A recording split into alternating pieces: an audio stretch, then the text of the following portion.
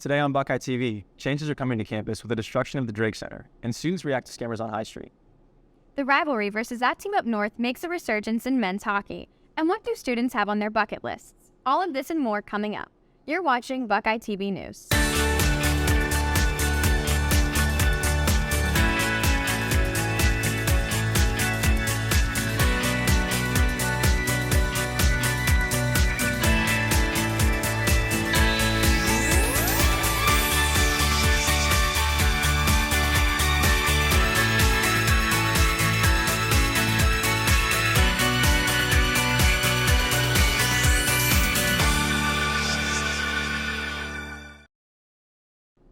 Good morning, I'm Dominic Spradlin. And I'm Amelia Sheets. This is Buckeye TV. We have a great show for you today. Ohio State is as busy as ever, and we'll be taking a look at happenings on and off campus, from how students feel about in-person classes to upcoming concerts in the Columbus area. One of the beloved buildings here at Ohio State is being torn down after half a century. In fact, it's home to our own Buckeye TV studio, meaning where we're sitting right now is scheduled to be completely gone by the end of this year. Here's Dominic Spradlin with the story. Does your major belong to the arts and sciences? Have you ever taken a theater class? If so, then you probably recognize this building. If not, maybe you've never seen it. This is the Drake Performance and Events Center, and as of 2023, it'll be its last year on Ohio State campus.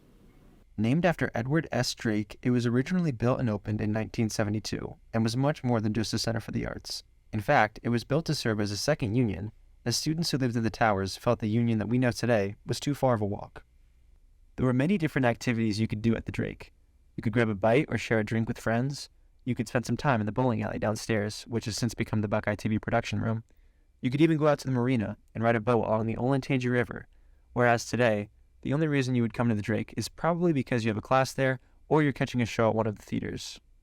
There's been so many good productions here, and I can't speak for the careers that it brings about because I haven't experienced that myself, but there's a lot of good people doing a lot of good work here. So why is it that the Drake is getting taken down? The problem is that if you look at the surrounding area, we're sort of the hole that could cause the 500-year flood if it ever happened to actually decimate this part of campus. So what does this mean for the Media and Arts Department? Well, the new Center for the Media and Arts will be located on College Avenue, right next to the brand new Timashev Music Hall. The building is yet to be named, and it's still in the midst of construction, as the frame of the building is up but the inside is bare. This North Campus location should prove to be much more convenient for most students, and we'll see a lot more foot traffic since it's just outside of the Oval. It will be sad to see a piece of Ohio State history go, but the spirit of the Drake Center will live on at the new and improved Center for the Arts, where students will make exciting new memories without having to worry about a flood. Reporting for Buckeye TV, I'm Dominic Spradlin. Wow, he's handsome. For several years now, tobacco manufacturers have been able to easily target the youth with addiction due to the mass production of flavored nicotine products. In order to try and reduce this, Governor Mike DeWine has recently passed a ban on e-cigarette products, including menthol and mint. We have Julia Niehoff with the story. While the intention is good to try and reduce vaping in youth, many are already hooked on nicotine and have mixed feelings about this ban. I'm here at one of OSU's main smoke shops to try and get opinions from students on what they think about this. What is your opinion on this upcoming ban? I think it's a great step in the right direction. I think it's a great decision. I do think there's additional work that will need to be done in the future, but I feel like eventually we'll get there. Do you think this will be a good step to be made or a hurtful one? I think it's a great step in the right direction. However, I do have a little bit of concerns with the peers and students that are already hooked on those flavors and where they would get them after the ban and what additional health effects would come from that. I think it'd be a good step to be made because it will deter younger kids away from starting to vape and get a nicotine addiction. And, it's like gum. You're not going to want to chew gum that doesn't taste good, isn't have flavorful. How do you think this ban will affect yourself and or other OSU students? At this point in time, I won't be affected greatly. I did used to vape, but I took that big step to stop, and I'm really glad I did. Unfortunately, some students can't take that step, and as this ban progresses, we will see our peers and students being affected by that. These flavors the youth are attracted to, like gummy bear, blue raspberry, and fruity pebbles, can be difficult to pass up. With the use of these flavors, this is how nicotine companies are much more easily able to mask the harsh effects and clear the way for a more easy nicotine intake. No longer having these flavors will be a big change for Columbus, but hopefully a step in the right direction. For Buckeye TV, I'm Julia Niehoff. The Lantern reports that Ohio State leads the Big Ten in hate crimes. The most recent data shows that from 2018 to 2021, there were 33 reported hate crimes at OSU, only one of which resulted in an arrest. The U.S. Department of Justice reported that from 2019 to 2020, there was an increase of hate crimes by 13% nationwide. Ohio State President Christina Johnson said in November that, quote, "there is no room for hate in our home," end quote. The war in Ukraine continues to affect many at Ohio State personally, including 2 fencers who are from there. Here is our own Megan Husline with the story. 5,126 miles. That is how far it is for 2 Ukrainian fencers from their home country. Now, Ohio State has become their new home. Dasha Miranuk and Yeva Mazur are both part of the fencing team at Ohio State, as are dozens of other students. What separates them and their teammates is that their home is currently engaged in war. My parents had to move. They firstly moved to Italy, and they stayed there for a few months, and now they're in U.S. Yeva is a sophomore, so the war escalated right in the middle of her freshman year, February of 2022. She hasn't been back to Ukraine since Christmas in 2021. It was really hard mentally. For like first 2 months, I cried like every day. Now it's like you get used to everything, but it's obviously still really hard. For Dasha, her family has remained in their home and hasn't been forced to move.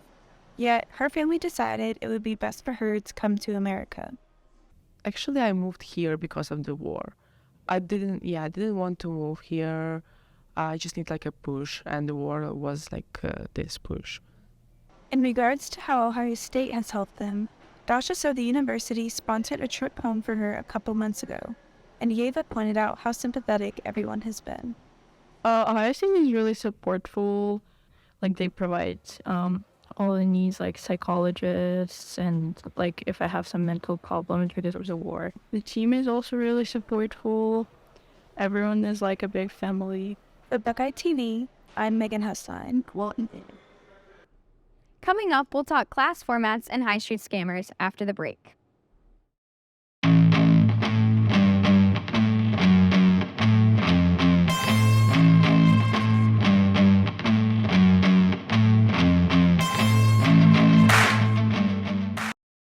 Many bars across the Ohio State campus have been shut down in recent years.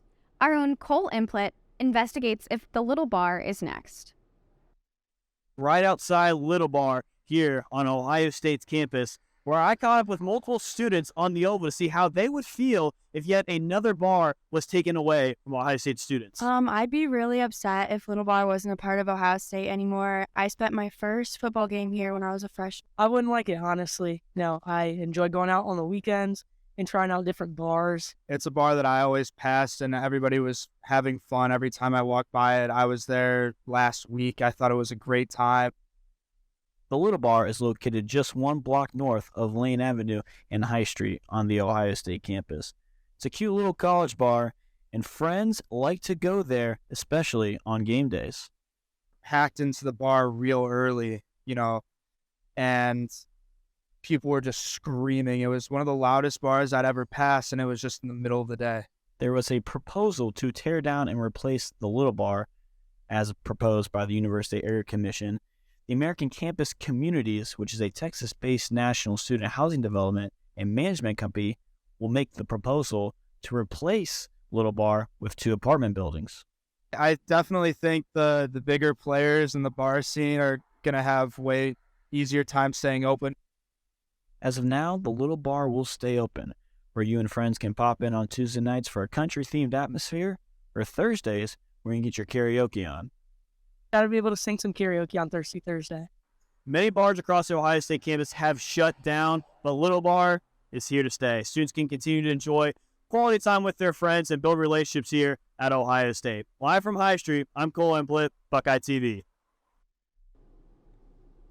A mass shooting occurred at Michigan State University on Monday, killing 3 students and injuring 5 others. OSU President Christina Johnson issued a statement with her condolences.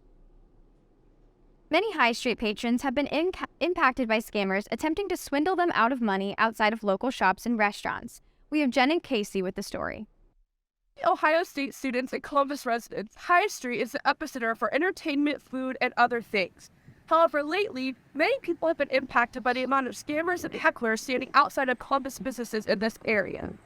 I don't know, I've been in contact with a lot of people that have done that. I work off of High Street, so we've had a lot of people come in. Yeah, for sure. I mean, when you see like a heckler or something, you don't necessarily know if they're homeless. It's kind of going.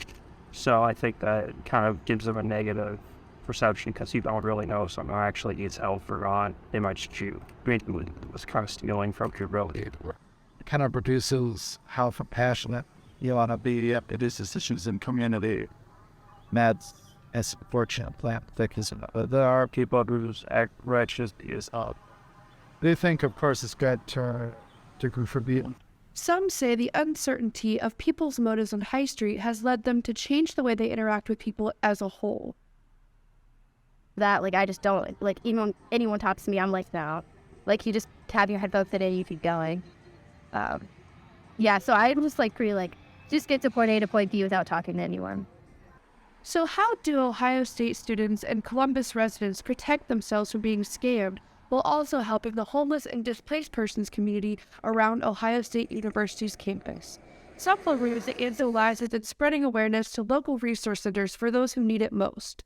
Actual resources for homeless people. Columbus is a big place, so use summer shelters, kitchens, that sort of thing. There's greater outreach for those. I think that was definitely good. At least people that actually need help, they get help they need. From Buckeye TV, this is Gemma Casey. The city of Columbus has filed a lawsuit against Kia and Hyundai after thefts increased by over 400% in the last year. City Attorney Zach Klein says that the automaker's car lacked industry-standard anti-theft technology. Currently, an average of 17 Kia or Hyundai cars are stolen in Columbus each day. Professors always try their best to be engaging, but are students paying attention in class? Buckeye TV reporter Sophia Reeder has more. With more and more students moving into in-person classes, there's no longer the option to mute your microphone or turn off your camera. This makes it a little more difficult to read text messages during class. But how can professors keep engagement up in the classroom? How often would you say that you pay attention in class? A lot of my classes are discussion or crit-based. So I would say for the most part, I'm pretty engaged and participating in class. I would say about how often do I pay attention? Probably about 60%. For my major classes, I pretty much stay pretty engaged. But if it's a GE or a discussion-based class, I space out half the time. A 2022 study revealed students were twice as likely to get distracted by multitasking in online or virtual learning environments. One of the most common forms of distraction is doing work for other college courses. Due to the pace and the coursework that I have, I feel like I'm always playing catch-up, so I usually just catch up with my other classes or try to get ahead. What do you think you would suggest for professors to keep students more engaged in class? I've always had trouble listening to professors who just read off the lecture slides. How engaging can you be with the students? How relevant and, how passionate are you about your craft? I think the professors need to start viewing class time as a symbiotic relationship, because I think in classrooms and academics in general, we benefit from input from multiple generations and multiple backgrounds. I'm Sophia Reeder, Buckeye TV reporting. Up next, we'll cover the OSU-Michigan rivalry, a new local gym, and more after the break.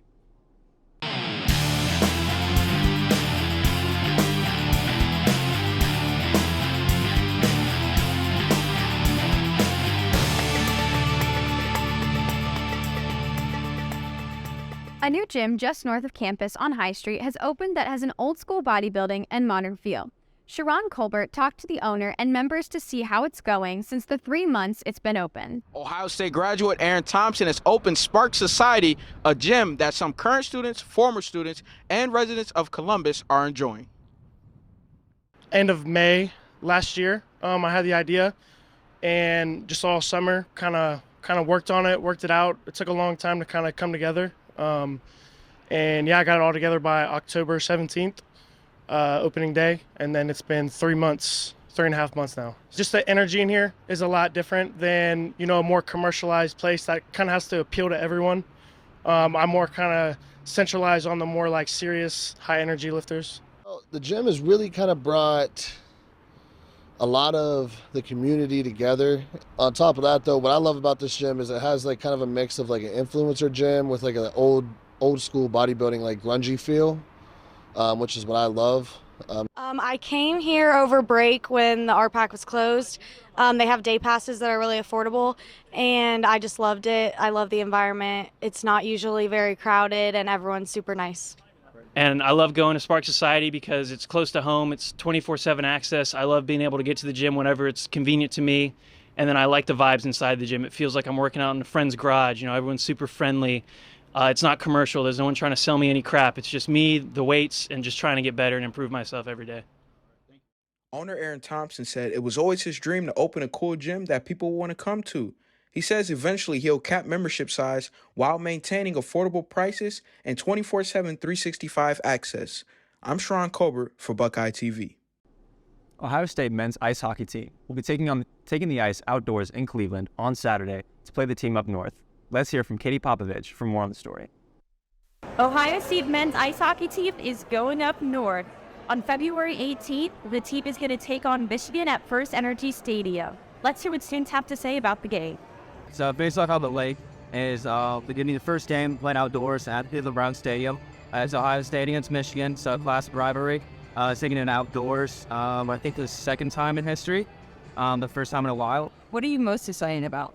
Growing up watching Winter Classic, which is the outdoor game every year in the NHL. Never been to an outdoor hockey game, so I'm just really excited to go to my first game outdoors. Excited for it. I played outdoor game fan at Dorado a few away in the day down. Ice time, want to go back to the outdoor experience. What do you think Ohio State's going to bring to this stadium? I think they'll bring a lot of energy. I do believe that we'll probably be seen more as the underdog considering the tradition of hockey they have up it in Michigan. But I do believe we will be the better team that day. Yeah, I mean, being top 10 ranked, both of them, you come in with a lot on the line. Big Ten championship tournament. Implications. You have just the rivalry as a whole. Just a lot of the line. Just to hate each other. They will definitely let you know. What do you think the energy's going to be like in? I mean, if we get anything like the dog pound, it'll be an interesting experience. But it ultimately depends if our students and our fans show up, it'll be an exciting experience. You said you went to an outdoor game. What makes it different from an indoor? Very much the weather. It's all dependent on the weather. I've been to a few. I've played in a few. The weather's the biggest thing. You'd much rather it be below freezing and then clears at like 35 and rain. It's going to be a lot different. It would be a lot further back. Like down like the front row of the Brown State. It's really cool. Overall, it's more or less the atmosphere. It's going to be a very cool experience. Who do you think's going to win? Definitely Ohio State. Ohio State. I mean, I'm a little biased, but I know, Ohio State's going to win. I think we're going to win. Why? I just think Michigan's going to get a little complacent and then get a little cocky and they'll make a few mistakes out there. And why should students come to the game? It's a pride experience once in a lifetime. To buy tickets to this historic game, head to Ohio State's athletics website. Lightning damage causes hundreds of millions of property damage every year, according to the National Fire Protection Association. However, recent research involving guiding lightning strikes with ultra-short rapid atmospheric lasers may lead to a new, more effective protection method. Here's Robin Eakin to explain the functionality of this prevention tool. The current lightning rod, also known as the Franklin rod, named for its inventor, Benjamin Franklin, was invented over 300 years ago. The rod is made out of a highly conductive metal, like copper, that is put on a pole at the highest point of a structure.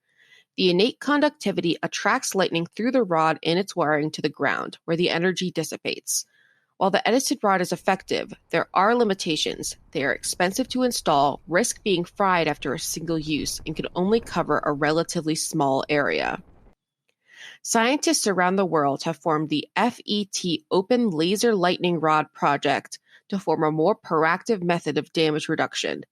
95% of lightning strikes are caused by the negative charge formed in the bottom of lightning clouds connected with the positive currents of the Earth's surface in a ladder structure. Once the two charges have reached up and touched each other, positive and negative charges flood in either direction in a massive burst of electrical energy. The new lightning rod would, instead of letting positive charges ladder up naturally, artificially create a positively charged path to draw out lightning. The LLR was already successful by firing charged rockets into the sky. However, they were too cost-intensive for any long-term application. Recently, a team in Switzerland successfully routed lightning using a charged aerial laser. While the laser method was tried before, it did not reach two main points to work properly. The first is enough positive charge, creating by shooted ions into the sky, and the second is low atmospheric pressure, which increases the air's conductivity. New laser technology allowed the team to achieve the firing speed required to hit both those targets and successfully draw out lightning. While it is a long time before the new LLR towers become commercially viable, they will perform an important role in harm reduction. I'm back. We'll cover events, concerts, and student bucket lists. Make sure to stick around.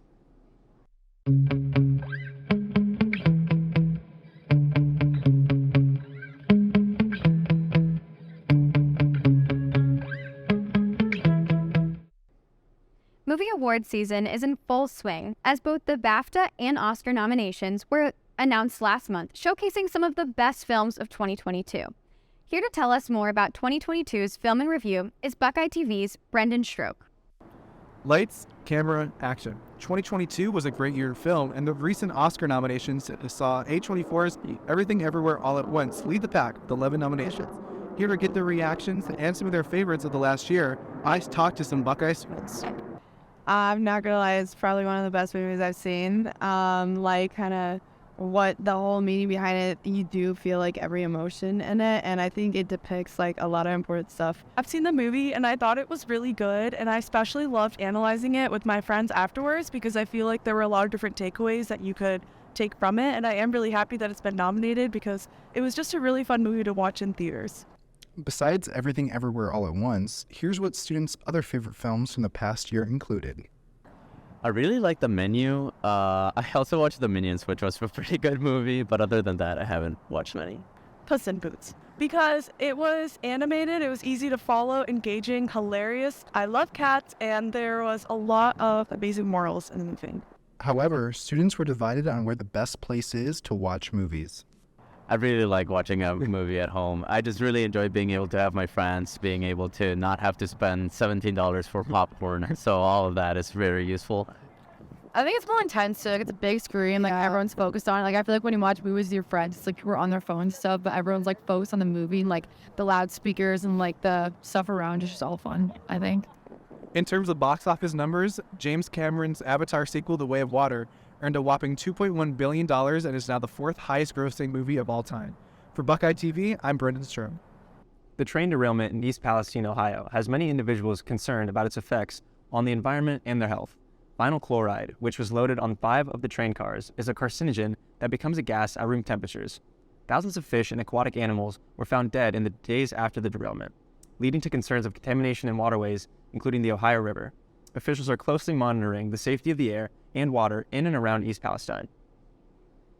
There's a lot of responsibility when it comes to events at the Schottenstein Center. From promotions and fan engagement to parking and safety, there is more going on behind the scenes than most people realize. We have Autumn Imhoff with the story. Reporting from the Schottenstein Center, I'm Autumn Imhoff with Buckeye TV. The Schottenstein Center is known for hosting many different events, including athletics, concerts, comedy shows, and more. There's a lot of different moving parts it takes to make these events happen. We have a outside company here at Ohio State that does all the sales for those elements, and then our job is to activate them with signage all around the arena, inside and out. There's a good portion of that crowd, especially younger crowd, that maybe are coming here for the first time, and their whole life. To see themselves on the video board, that's something that they will never forget. They may forget about the game. They won't forget about seeing themselves on the board, especially telling their friends in school the next day. Traffic and parking is probably one of the most complicated things that we do here. You have to take into account various things that are going on around the building, whether it be at other facilities, other things on campus, time of day, There's just a lot of different elements, whether rush hour traffic, things like that, trying to figure out ways to get people to find other parking options and getting them there in and out as efficiently as we can. Now, the next time you attend an event at the Shop Seat Center, you have a little bit of an idea of what it all takes to make that event happen. Once again, I'm Autumn Imhoff with Buckeye TV. Columbus has been home to a variety of different artists in the past week, causing many students to spend money on concert tickets. Amelia Sheets takes a closer look at some students' recent concert experiences.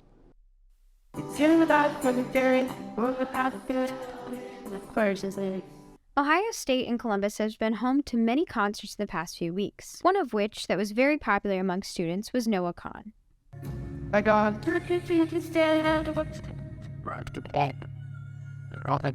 I sat down with one Ohio State senior who talked about her experience at Noah's concert. I really enjoyed the way he presented himself on stage. His facial expressions really kept you engaged in the concert, and I felt like he was interacting with the audience, and it wasn't just him up on the stage with his band. It kind of felt like we were all one in the venue, which was really cool. Another concert that was put on the same night as Noah was Big Time Rush, which was presented from OUAB for students for free. I asked one concert goer to rate his experience out of 10. I went into the concert thinking that it was going to be a 3, but I honestly thought that it was an 8 or 9. It was so much fun. They were really good vocalists. I thought on TV they were going to be more auto-tune and stuff like that, but they were really good performers. They were very engaging with the crowd, and I never heard a louder crowd in my life. Besides NoahCon and Big Time Rush, there are a variety of other artists coming to Columbus. The next big concert is happening on February 21st at the Schottenstein Center, where SZA will be performing. Until next time, this has been Amelia Sheets reporting for Buckeye TV. The spring semester is well underway, and senior students are eager to graduate. But is there anything they should do before they leave Ohio State? Here's May Tanhill with more. Have you ever met Brutus? Had a picnic on the Oval? Some of these experiences are seen as essential to the Buckeye experience. But with the spring semester in full swing, seniors are running out of time. Let's see what items students want to cross off their bucket list before they graduate. Do you have any bucket list items relating to OSU that you'd like to complete before you graduate? Absolutely. In my senior year, I want to rush both the football field and the basketball court in the same year. However, some students' bucket list items are not university sanctioned. Before I graduate, I would like to jump into Mirror Lake, even though it's not exactly recommended. The students I spoke to had plenty of recommendations for anyone looking to enrich their experience at Ohio State. Are there any fun on or off-campus experiences that you'd recommend to students? I would recommend every student goes to the Whispering Wall located in the Oval. I feel like most people don't know about it, but it's so cool when you hear people talking that are like 20 feet away from you. It looks like a really big stone staircase, and like you have one person go on each end, and then you like whisper something on each end, but each person can hear it. I would 10 out of 10 recommend buying a hammock and just on a nice warm day, coming to find a tree and like laying out all day in the Oval. You definitely have to get during the fall. I would say you have to get to an Ohio State football game. That was a big bucket list.